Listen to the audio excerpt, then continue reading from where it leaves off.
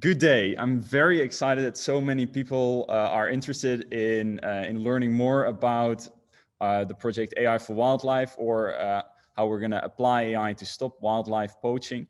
Um, and people are still joining, but that's fine. We're just going to get started because right now from 12:30 to 12:40 is kind of the moment that people can still slowly trickle in. And this is going to be, so here's the agenda of today. So some opening words from me in the beginning. Then at 12:40 we will have a presentation by Spots. So we'll check at 12:40. We're gonna check if Peter managed to get the sound working. But we also have Robbie joining. Robbie and Peter are from SPOT, Strategic Protection of Threatened Species. That's what it stands for. They are the organization of volunteers down in South Africa that we work with, that have done work all over the continent of Africa, and now have their base and a lot of operations in Pilanesberg National Reserve. After that, we'll have a short Q&A. The Q&A is just about, you know, the work that Spots has been doing there, and all the amazing stuff that they will have presented by then. Then after that, I will give a very short presentation about the AI for Wildlife project, to give you guys an overview of what this project entails and how we're going to help Spots and help the wildlife rangers by applying artificial intelligence, but of course much more than that, because we're actually going to bring it into practice, and there's also hardware and all that good stuff involved. Then at 13:15, so 1:15, we're going to open up the discussion, and you guys can also get to know each other, and I hope everybody can find the unmute button by then, so we can have just a very lively discussion.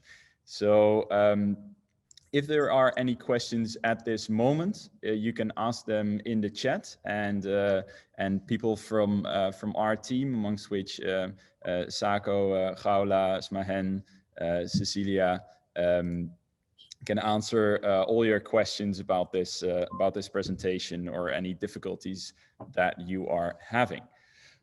Alrighty, so here we are. So the start of AI for Wildlife.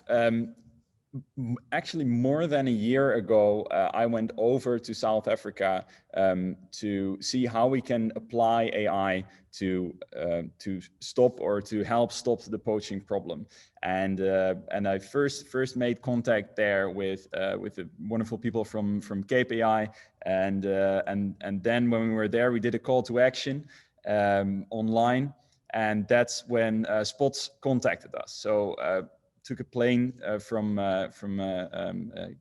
Cape Town, where I was at that moment, up to Joburg, that's near Pilanesberg, and I went to survey the situation, right? So I get to see these beautiful animals in the right picture. You can see me surveying the land and getting a feeling for the technical issues. We spent quite a bit of time there, and I really got to know, you know, both the beauty and the terror of the situation there. So I got to meet the beautiful animals and the problem of poaching. And here, of course, I'm using the example of the rhinos, because it's such has become such a staple of poaching. But I mean, poaching is going on with a lot of different species. But of course, Peter and Robbie will tell you more about this in a bit. Here we go. So still people trickling in. That's okay. That's fine. So like I said, that's where I met Robbie and the wonderful rangers and volunteers already working on stopping poaching in Pilanesberg National Reserve. And that's where the partnership with Spots really started. And Then in the past year, with Fruit Punch, we were also doing a lot of other projects, and then about a half a year ago, we really started to make time and organize people and resources around getting the AI for Wildlife project to get started. And that's when Smahen and Gaula and Cecilia also joined on the project. And we started to define the project further, make the project plan, and really define the technical solution that we're going to make. And I'm going to go more into that after the presentation from Spots. For now, here again, the info session agenda. So we're right on schedule, 38. At 40, I'm going to give the word to Spots. And just before we do that, during the presentation of Spots, but also during my presentation about the project, we thought for efficiency's sake, no interruptions of questions during the presentation, and to make sure that that nobody forgets their brilliant questions and everybody is heard, we're using Slido. So Slido, you can just go to just type in your search bar slide.do. So that's actually the website URL, and then you will enter the website. It will look something like this, and you can see join as a participant, and you can enter a code there. So if you enter the code 4242, twice the meaning of life, if you enter that code there, then you will be in the view of where you can ask questions, but you can also upvote other people's questions. So if somebody else already asked the question that you want to ask, you can upvote that question, and we get a nice overview of all the different questions that you guys have. And we're going to answer those in the Q&A. But then, of course, during the Q&A and definitely during the open discussion, the last 15 minutes of today's session, I'm going to ask you guys to just, unmute and ask the question yourself, because then we can have a bit more of a lively discussion. I think a little bit of chaos is permitted here, so that should be fine. Now, the next step is the presentation of Spots and the Q&A that follows after that. So right now, I'm just going to stop sharing my screen, and I'm going to see if Peter, Peter is on unmute. So I'm going to switch over to, I see him waving his fists. Let's see, I can pin Peter. So now you can also... I'm hoping you can hear me there, Buster. My audio should be okay. Cool. A-okay. I'm gonna mute myself now. I'm just gonna give the word to you, Peter. Oh, wonderful. All right, don't unmute Robbie, because he's going to need to come in and probably add a few things. Look, we are very, very unsophisticated on all of this sort of stuff. So we don't have a slide presentation, but we can speak to you from the heart and from experience. So just a bit of background on Spots. Spots is it's a Section 21 company. In South Africa, we have a structure where Section 21 companies can be registered essentially as non-profit organizations. And Robbie and I both come from a kind of a similar background of concerned conservation. I have a fairly strong military background, quite a lot of experience in that. And a meeting of the minds, and I guess a meeting of the passions, I guess some 15 years ago, led to a friendship which is today. It also led to a determination to make a difference in conservation circles. And that's where Rob and I essentially founded Spots.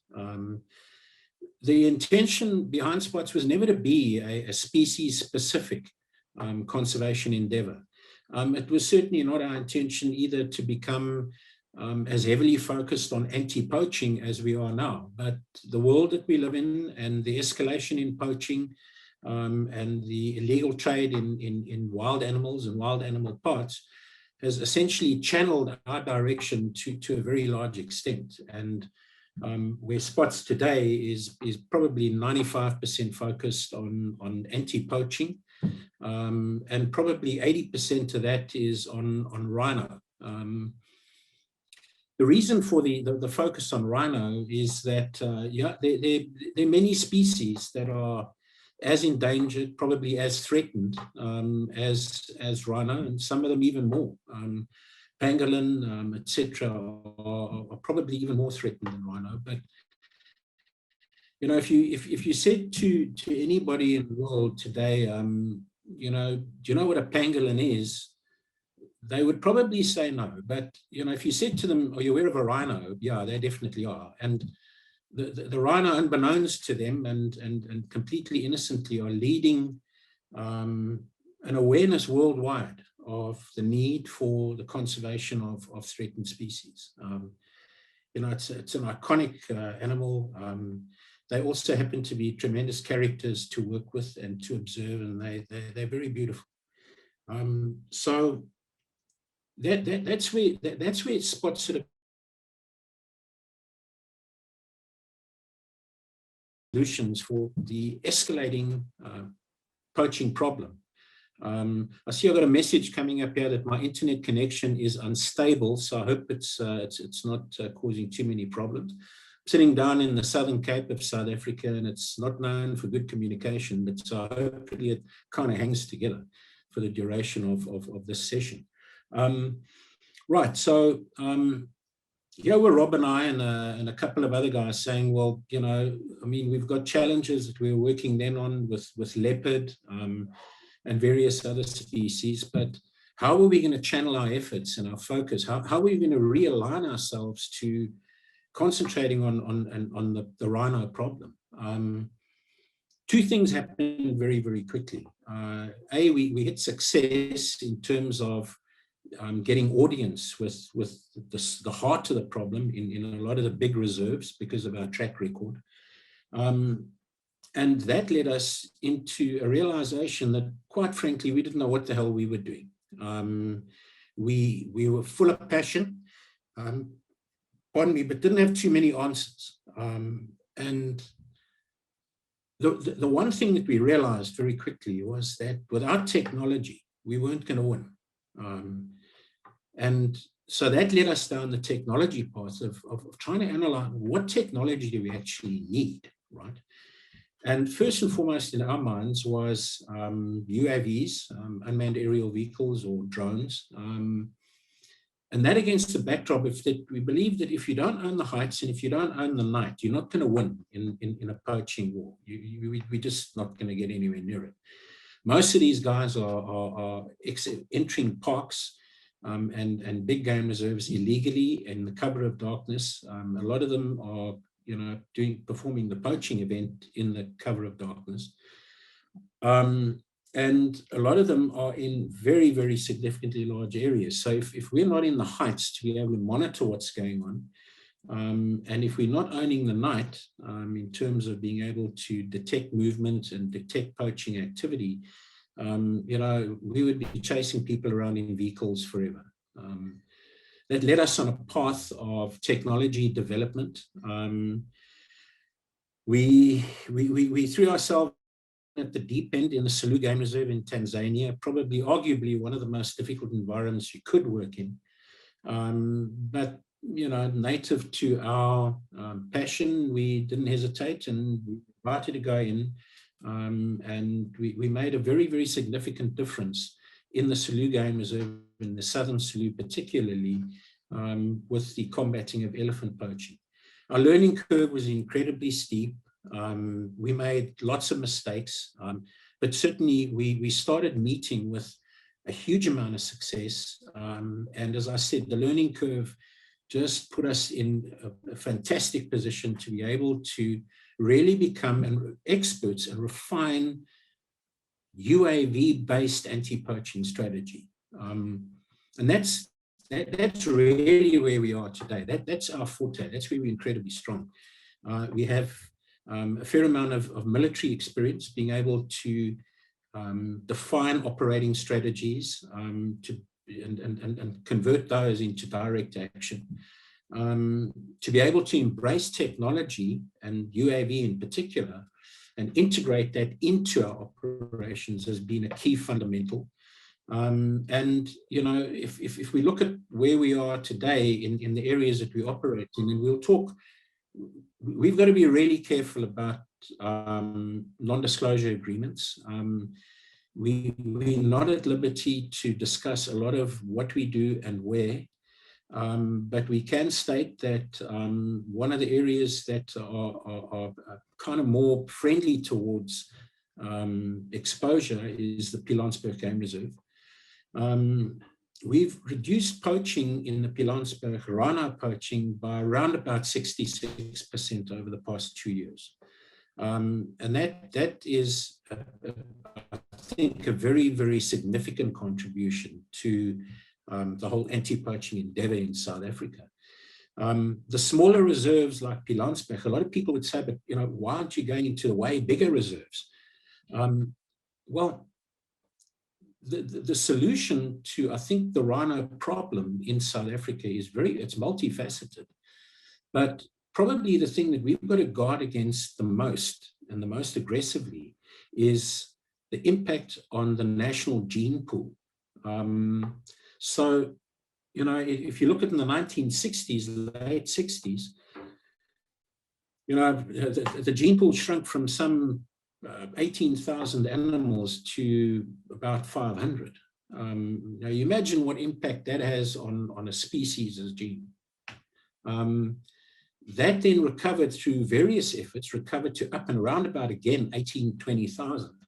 And then we had this huge wham of poaching that was starting to decimate the species. And by our reckoning, we're probably down in outside of private hands, we're probably down to about, I would reckon, nationwide around about 5,000 rhino, right? So we just can't afford to let it dip lower than that, because the impact on the genetic strength of the species, we cannot anticipate.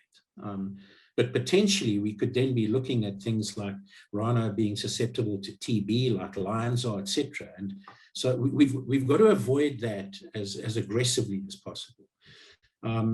So the smaller reserves like Pilanesberg have an incredibly important role to play in the protection of that gene pool.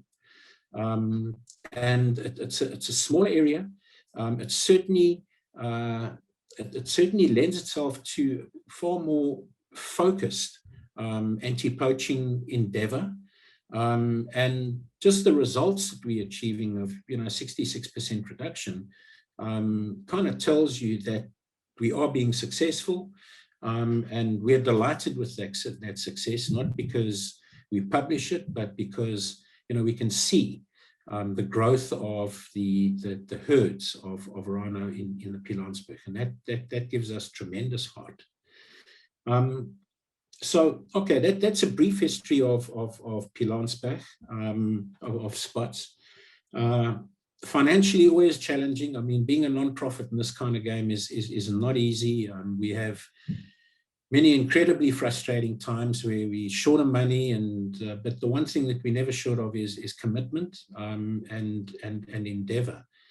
So for us to sync up with a guy like Buster was it should have happened a long time ago, and it will lead to good things, because we've now got an exceptionally good aerial platform, but we don't have the smarts. We haven't got the AI. We don't have the skill set to be able to develop sensor systems, target locking, animal recognition systems, that kind of stuff we don't have. And many aspects of technology, which Buster and a lot of the younger people I see on the screen, you certainly have got that skill set. And it's something that conservation generally needs massively. And the important thing I think to note here is that when Rob and myself and our teams are in the bush, the UAV does not know the difference. There is no difference to the UAV between a rhino poacher, an elephant poacher, or someone coming in to try and steal pangolin, poach pangolin. So the technology that we're using and the strategies that we deploy and develop around that technology, no differentiator. So any aspect of conservation endeavor can benefit from what we are doing and what we hope to be doing with people like yourselves. Does conservation need it? Most certainly. I mean, I often say that, you know, if we're that useless that we cannot save a species as iconic as the rhino, what chance do the other species stand? Firstly. Secondly, I think my generation will go down as arguably the generation that has done the least to make this world a better place. And you guys can help that now. So, yeah, that's why we're here. Robbie, what do you want to say? You got to unmute yourself, Rob. There. Bottom left-hand corner. Little red button. You muted. There we go, Rob. He's techno smart. So basically, I agree with everything that Peter said, and obviously, we're looking forward to developing technologies that essentially will become what I always refer to as a force multiplier. There's too few people that are involved in conservation, and there's no lack of wanting to help, but the time and commitment to various projects is limited because funding in conservation is limited. So the best way you can do this is use technology that is your force multiplier, which ultimately becomes cost effective. And for me, one of the beauties that nobody mentions is the level of transparency that technology can bring. Understand that bribery and corruption is probably one of the biggest holes, and there's nothing we can do about that. Whilst we can sit at the fence and try and stop poaching, you know, there's so many other avenues where a lot of this stuff gets out the country. If technology brings a level of transparency, and when I say transparency, I mean digital footprinting and tracing, and maybe all of you guys can actually hook in on one of our missions. Now, if there's 10, 15 people watching, there is no ways that the ranger on the ground can be bribed. Everybody's aware of the incident. So for me, there's other factors that I look forward to. And for me, it's about the transparency that this can bring. Imagine people sitting in their lounges or whatever the case may be, and are able to link in or join in, or with various cameras, hook into cameras and actually take, you know, do an hour's guard watching a screen. And we know that no one, you know, if there's a couple hundred people, they can't all be bribed to turn a blind eye. So there's also another level that this brings in, which I'm pretty excited about. Yeah, thank you, Robbie. And yeah, just thank you so much, Peter and Robbie, for this introduction. Really, literally chills down my spine. But you know that I became very passionate about it too in the past time. So right now I just want to, because I already had the great opportunity to ask you guys a number of questions. So now I just want to open the floor to questions from people that are joining in. I have Frederic. I hope I'm saying this right, Frederic, or Frederick. Can you tell us what happens when you track poachers? So I'm guessing this is concerning just what the process is of the moment that you spot a poacher. I'm sorry, I missed all of that. Oh, okay. The question from Frederick is, can you tell us what happens, like really on the ground, what happens from the moment that you spot a poacher and in tracking the poacher? How that goes? Yeah, look, that varies. You know, sorry, Basta, I'm just trying to get my screen back up and seeing where. There we go. Okay. Look, it varies. The first thing to understand is that in South Africa, we have very, very strict rules of engagement. So And to us, and I think to a lot of other anti-poaching people, they don't make much sense, but they were formulated against the backdrop of our history in this country, right? So we are not at liberty to fire a shot unless we first fired on, okay? So now that's a difficult one to get your head around, because you can imagine it's fairly difficult to be standing and realizing that you're in the gun sights of somebody, but you're not allowed to shoot back. You're not allowed, you've got a rifle, you're not allowed to shoot. You've got to wait for that guy to shoot you and hopefully miss, okay? So we've got to be extremely careful about how we approach a situation. And if anybody was believing that we're going all guns blazing, no, that does not happen. We've got to be extremely careful about how we interact and how we engage, if you want for a better word, with poachers. But look, normally in any given situation, somebody that's committing a crime is immediately on the defensive, okay? And if we approach that correctly, now remember that 9 out of 10 times, our first visual on that poacher is going to be on the ground, his spoor, all right?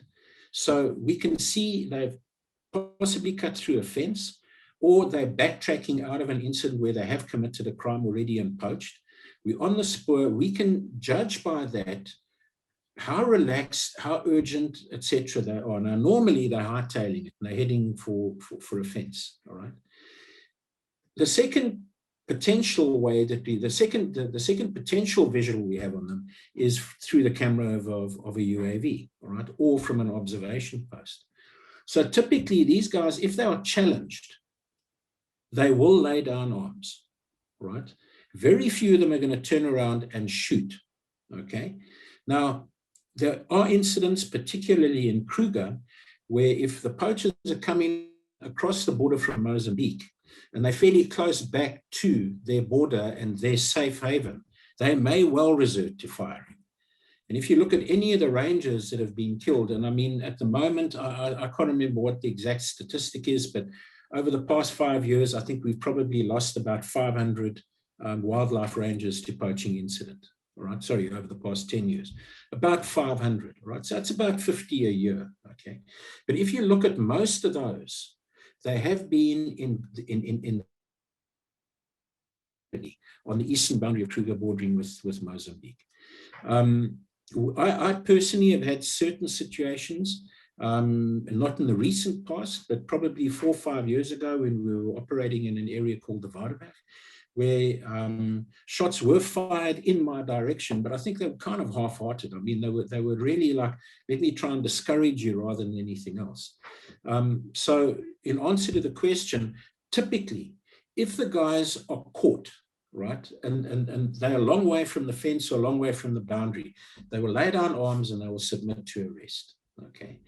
I think the other challenge is that, and this is kind of probably a more negative slant on it, and that is that the poachers also understand that the South African judiciary system has typically been so apathetic to them, the chances of them getting off on bail, and then secondly on a light sentence, have been really great, okay? So, you know, we've had a lot of incidents of poachers being caught, being apprehended, facing a full judiciary process, and then walking away paying a token fine, which the syndicates are quite prepared to pay, okay?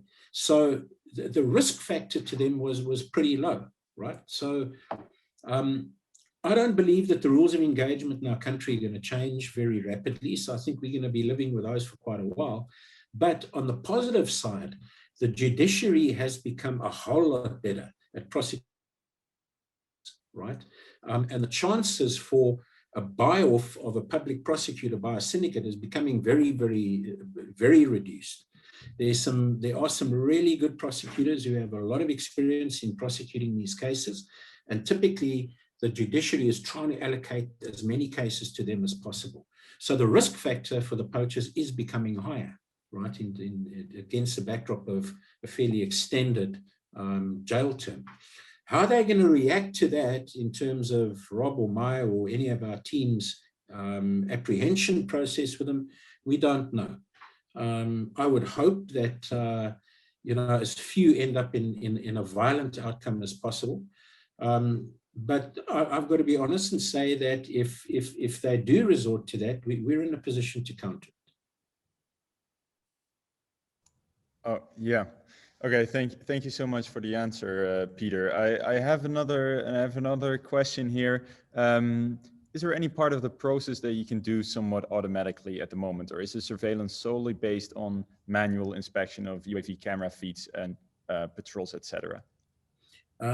Rob can come in on this one as well, but certainly at the moment it's all manual, and that's pretty difficult. I mean, you imagine a UAV flying 15 k's away from you. You've got an idea of more or less what the ground is below you, but it's midnight, and you're trying to orientate yourself, and your eyes get tired very, very quickly. Yeah, certainly your eyes become accustomed to working with thermal infrared cameras, where essentially you end up not looking for a person, you end up looking for a separation, you're looking for a form. And those forms of human, animal, rhino, etc., the more you use the systems, the more your eyes become accustomed to interpreting that information. It's very different to seeing a daylight camera. So, typically operators who start really battle to start with, but they get a whole lot better. But bottom line is that, I mean, even if the drone is if the UAV is at 250 meters, and even if it's flying at 45, 50 k's an hour, you've got a very, very short space of time for a bit of information to enter the bottom of the screen and exit at the top. So if you take your eyes off the screen to stir your coffee, light a cigarette, have a chat, whatever, the chances of you missing some critical information are there. So you've got to be focused on the screens hugely, and that becomes very tiring. So, you've got to rotate staff all the time, which is a challenge. And that's why we so look forward to being able to have automated system there where we have recognition systems that would say, wow, that's great. I mean, ping if it's a rhino, ping if it's a human. I mean, wow, that would be panacea to us. Yeah, exactly. Rob, you want to add anything there? Yeah, basically, it's very manual and very onerous. If you sat and went and did a mission with us, and you're sitting 6 to 8 hours in a caravan in the middle of nowhere, with the heat and watching a black and white screen, you quickly realize how mundane it is, and there's got to be a better way. I mean, the recognition software would be a huge move forward, where you're not so reliant on sitting there staring and watching a screen all night. So yes, whilst we brought the technology in, at least now we can see, but now you're reliant on the fact that you've got to make sure you're awake and constantly watching those monitors. And that requires, a different type of person and commitment to the project. If you're trying to pay someone just as a job, you're not going to get the successes that we achieve.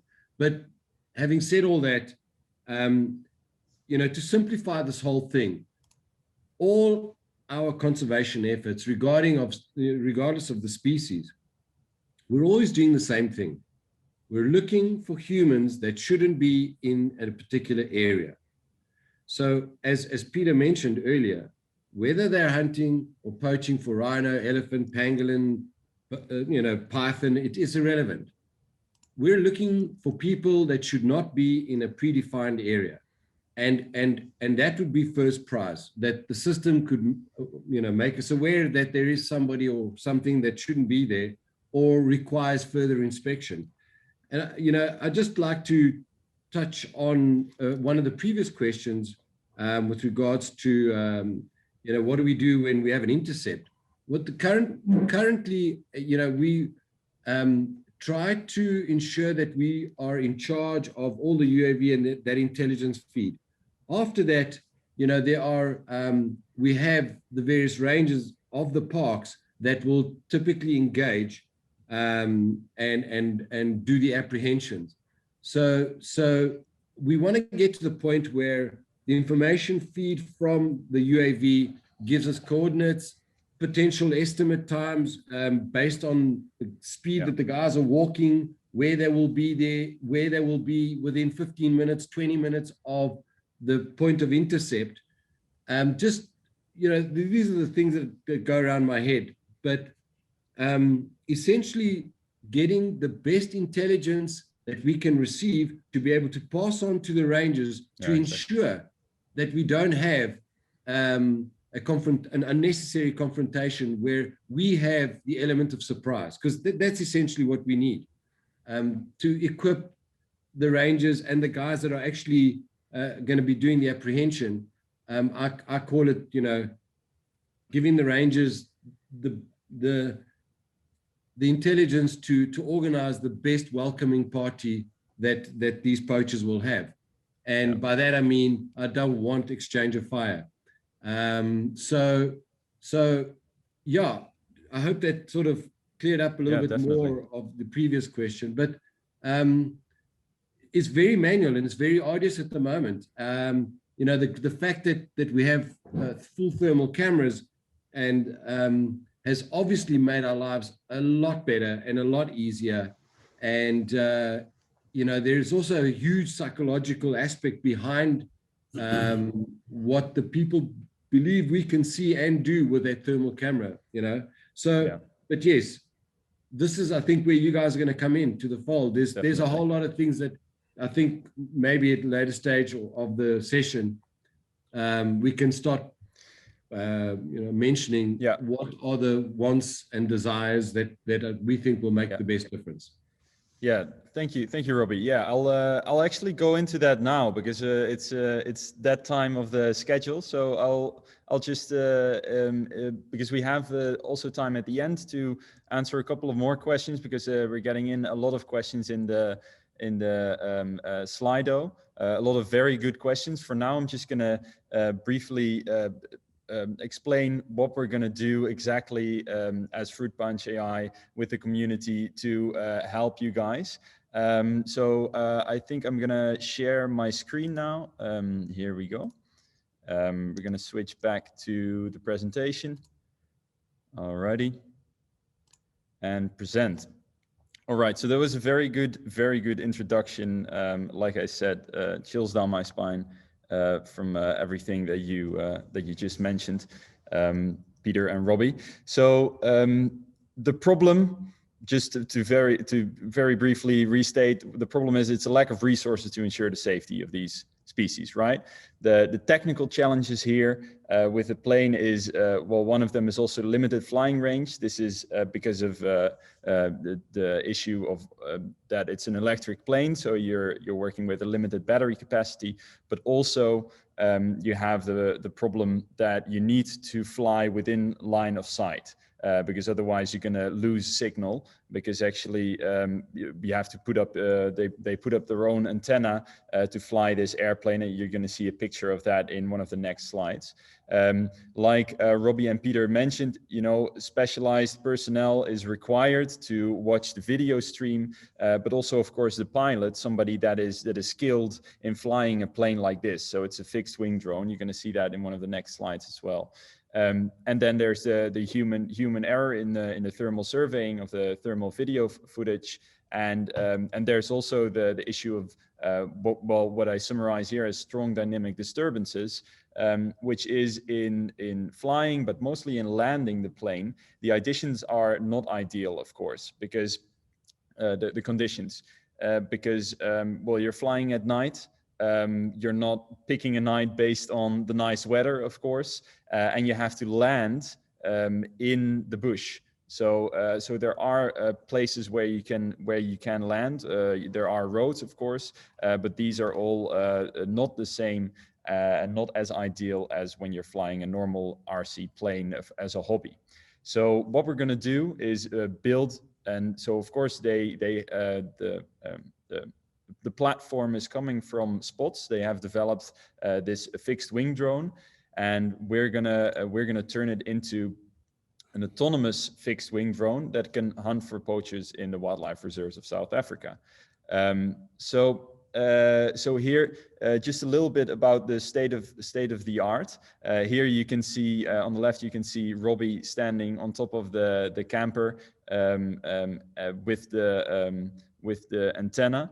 And here I'm gonna show a short piece of video footage from how the plane is actually launched. Turn this down a little bit. So this is how the plane is launched. So it's very light. The wingspan is quite wide.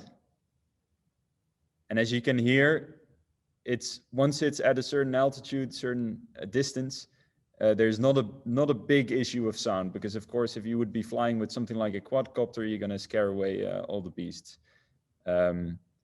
And this is mainly what I wanted to show. So of course here you see the pilot flying the plane. This is a test flight during the day. The poaching, of course, happens during the night. So this is just to give you guys an idea of what that looks like. And then let's see. We're going to go to the next one. So objectives. So the first one, like we said, is detect human beings on thermal image cameras. That's the first objective. Then it's autonomous landing under non-ideal conditions, because if you're crashing planes, then of course this is costing money and causing your operation to cease as well for a time. And then the kind of the moonshot goal here is fully autonomous flight and detection based on just a flying route input from the rangers or the volunteers on the ground. So that is a moonshot goal. With regards to skills team and the people that we're looking for, so we're looking for people from all different kinds of backgrounds, right? Because there's a lot of different backgrounds that are relevant for solving a problem like this. So, but of course, we're looking mostly for technical people, developers that can do object detection on the thermal video. So that's really the data science AI, building and operating the RC plane. That is the building is of course going to happen in the Netherlands. Or of course, this is going to happen in the Netherlands, so we can actually collect a little bit of more data. There's also the aspect of edge computing and electronics, because trying to do these calculations on a computer on the ground would cause for actually such a delay that the plane is already a couple of 100 meters further from the moment that it could detect the poacher if it would happen on the plane itself. So that's why edge computing is a component there. SLAM robotics, that's for auto landing the plane, so simultaneous localization and mapping. That's a technique that can be used to do a 3D survey and then actually navigate the plane to a safe landing space, possibly. And then, of course, also the application design, because there's this whole aspect of actually all these models that we're going to create that are going to do this automation need to be translated into an interface that ideally anyone would be able to use, so that they don't require any specialized skills on the ground, because the more idiot-proof it is, really, the more places can use, the more reserves and more places can use a solution like this, and of course, the more poaching we stop. So right now we're looking for a total of 25 people. These will be split up in smaller teams that are going to work on the different aspects of this problem. And amongst these 25 people, we're looking for 5 experts that can really lead the different teams, then 15 intermediate, and there's also place for 5 rookies. So people who really are just starting out with learning how to apply AI. Because of course, at Fruit Punch AI, these projects are very much about learning as well. If you have any questions, we're going to go into that afterwards. I'm just going to kind of rush through it to make sure that we don't go over time. So just to give it like a quick view of the timeline, what we want to do. we want to very quickly build that minimal viable product of the drone in the Netherlands, so we can start collecting more thermal data of people running around from the airplane. Because of course this data collection step is needed to actually then build a model based on that thermal data. We're also getting a lot of thermal data from spots, and but there luckily this is not hours and hours of poachers running around, because because most of the footage when they're flying in a night is just of empty lands or lands with animals in them. So we need more data, but on this first data set, we can already do some anomaly detection. So that's going to happen until April. Then data collection, we can start on the autonomous landing, on implementing that, and on all the edge computing. And then for June, we want to have the minimal viable product of the detecting of human beings on thermal video ready, so it can be implemented in South Africa. So that's the goal there. And then with regards to certification of your participation in this project, of course, everybody will be highlighted as a member of this project. And after this first minimal viable product creation, there will also be the first demo day, and then the certification of this first round. But we're going to go for multiple rounds until we have solved the entire problem, of course. So then the MVP of autonomous landing in August, and then after that we're gonna redefine the timeline for the more advanced stuff, like a full software package and ranger-friendly interface. Way of working is it's remote first, so because we want to collaborate with people from all over the world, and we think it's very important to include all these different aspects. We're going to have weekly meetings. We're going to use Scrum methodology, working with Monday.com. That's a software package, but it's very, very easy to use. Then communication is going to go through Slack, so that's also very easy. And then I have a repetition of the previous points. That's a mistake by me.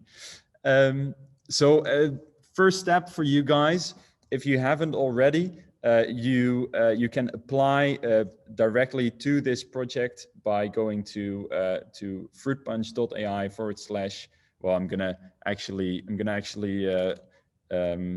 after this we have the open discussion, so I'm gonna just copy this this link and put it in the chat. So you can apply directly here, and in that application form, I'm gonna stop sharing now. So and then just pin me for now. So I'm putting it in the Zoom chat right now. So this is where you can apply directly to join this project. And there's a couple of questions there, about your background, about the most difficult either machine learning or other project that you have done. Like we said before, we're looking for quite a lot of engineers and developers, but not everybody has to take on this role, because we're also looking for people that can, help us in getting funding and help us in. We actually have Gaula already, who's helping us with legal stuff. She's a law student, so there's always a lot of people that you need for such a project like this. Okay, that's my very quick rundown of the project at hand. And now I hope that I already answered quite a few of your questions. I'm going to look into the Slido again. So one of the questions was, what is exactly expected from the Fruit Punch AI volunteers? I hope I answered that question. The first moment, like the moment that we're going to start, that everybody will know if they made it to to the team, is going to be next week on Wednesday. So you can still fill in your applications, and we're going to very thoroughly look through all the applications and build a team. And then we're going to have our weekly sessions starting next Wednesday. But you get all the information that is needed for that in your email, because we have all your emails, of course, from this session. I think at this moment I'm just going to open up the floor for questions. So if there's questions from you guys, then this is a great moment to unmute yourself and to just ask your question. So I'm gonna let's see, I'm gonna unpin myself. there we go. So is there somebody that wants to ask a question right now in the open discussion format of this session? Just going to give people a few moments to unmute if they like. I get a okay. This is just all right. So actually, in the Slido we have another question here from Frederick. In which way are you working together with the community? So this is a question directed at Peter and Robbie. I'll let Peter answer that. Okay, the realization is very, very strong in conservation circles in general, and that is that, you know, to involve the community in any conservation endeavor is becoming more and more important. But it's also very difficult to do. So we're in the process of putting together, firstly, information dissemination sessions, if you want, at school level. The intention being to go into schools, to have a chat about conservation in general, why wildlife is critically important to us as a country, its impact on tourism and the impact of tourism on the local community.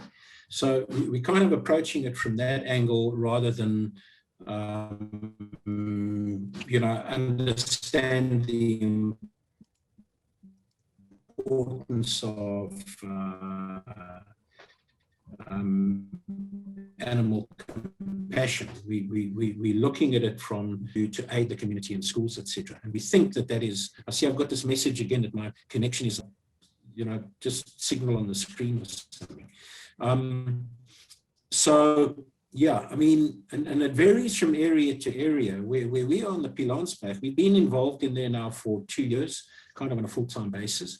In terms of the local community's perception of conservation and what it potentially could do, we're only just starting to get there right now. But yeah, I mean, it's got to play a major role. Interestingly enough, this is another thing that it was a portion of education of the local community that we weren't intending, but on one of our operations at night, we intercepted some people entering the park. And when we switched on all the lights on the UAV, and these people realized that, you know, they were kind of on candid camera, we intercepted them, and it turned out to be Rob, I think it was 6 kids, six or 7 youngsters who. 6. Now, you know, there we got to be careful as well. Kids in to go on a recce and see where rhino are and feed that information back. So we never know what we're dealing with when we find a kid in the reserve. But be that as it may, I mean, we've got one of the rangers, the permanent rangers in Pilansberg, who works for Parksport, is an excellent guy. And Cheche, and old Cheche said, no, he said, listen, you know, I'll take these kids back to their parents and explain, you know, what's actually happening. And it was an incredibly successful education process because, you know, the parents are sitting with these kids now with eyes this size. They've been intercepted by this bloody thing in the sky with lights and stuff. And that story traveled around the schools there like you can't believe. So, you know, using something like that and being able to say, you know, if we do intercept kids, go to the school as well. We learn from that, right? So go to the parents, yeah, but go to the school as well and say to them, listen, you know, your pupils got caught, pinged in the reserve. You know, we want to use this as an opportunity. You know, how important it is that they can serve what we've got against multiple, you know, backgrounds. So, yeah, I mean, very good question, and certainly it's going to enjoy a lot more of our attention. Unfortunately, these things all take money, and it's a portion of the project that funding hasn't been as forthcoming as we would like, but hopefully that's going to change in the coming months. But yeah, very important, and it's going to play a major role.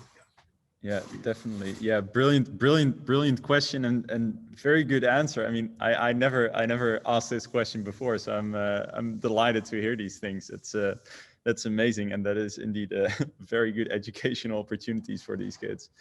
There's a couple of more questions here that I think are relevant to answer now. So one is, as a beginner, how can I contribute, or rather, what should I do to contribute? So, like I said, we have this. We're looking for approximately 25 people that can really put in the hours to start developing this. There's room for 5 experts, 15 intermediate. So intermediate, we actually count people that don't necessarily have a lot of working experience, but do have like a strong educational background in data science or other engineering fields as intermediate, and then 5 rookies. So there's the opportunity to contribute as a beginner, and by joining the project, you will learn really from the base up how you can apply AI in the real world, right? So don't worry if you're still a rookie. Then in the slide, though, I saw another very relevant question. What is the estimated workload per week for this project? So estimated workload of this project, well, everything as soon as possible, but that's a stupid answer. So what we're asking of the volunteers joining, we know that you're doing your studies, you're working your job. So you're probably going to do this in the evening hours and in the weekends. So what we're looking for is people that can join from around 8 to 10 hours until full time. Anybody that can join full time through any way in their schedule is, of course, very happy to join, very welcome to join. But what we start at is this 1 day or a bit more than 1 day a week. The reason for this is that we really want everybody to have a meaningful contribution to the project. We want to keep it as lean as possible. We know that we're going to need quite a big group to pull this off, but that means that the communication has to be razor sharp, and people are going to have to put in the hours. So that's I hope I answered the question about time commitment by saying this. Let's see. There's I think we answered quite a few of the questions that came in through the Slido. I saw a very good question as well from an anonymous questionnaire. Do we have a labeled data set? So we have the thermal camera footage from spots. On this, like I said, we're going to do the anomaly detection first, and then the first step for us is building a D plane or AIM plane in the Netherlands, and actually getting it up in the air and collecting a lot more thermal imaging data on which people are running around, so we can actually create a labeled data set, right? So this is what we stand for as Fruit Punch AI, but is relevant for any real world project, is that you have to start in the beginning. You have to start with data collection. You have to start with surveying the problem, and then go into labeling the data, and then apply your machine learning models, right? That's the beauty of working on a real world project. You really get to know what it's like when you have to apply AI in the real world. That being said, of course, from the beginning, there's going to be opportunities to really work on AI and machine learning specific tasks, because, like I said, we have the anomaly detection in the beginning, and there's a lot of introductions and surveying the different technological solutions that can be done from the very start. I think these are all my answers. I want to say we're exactly on time, but we're 1 minute over time. But I'm very happy with that timeline because it was a very, very tight fit. I'm just gonna give the last opportunity for Robbie or Peter to add anything to what I just said, and otherwise I look very much forward to your applications and to get started on working on this project with all of you guys. Peter, Robbie. Yeah, well, on behalf of Spots, Sydney, Rob, and I, thank you for everything that you're trying. And we just hope to meet up with a whole lot more of you. And please understand that we need all assistance that we can get. And let's collectively do something. And you're welcome. I mean, South Africa is a beautiful place, and our operating bases are, well, they're not luxurious, but they're comfortable. And any one of you would be more than welcome anytime to come and visit us. And of course, you, Buster. Thank you very much. Thank you. Thank you so much. Okay, Rao. Okay, thank you so much for joining, everyone. Thank you for the brilliant presentation, Peter and Robbie. And we're going to see each other very soon. All right. Have a very fruitful day. Cool. Peace out.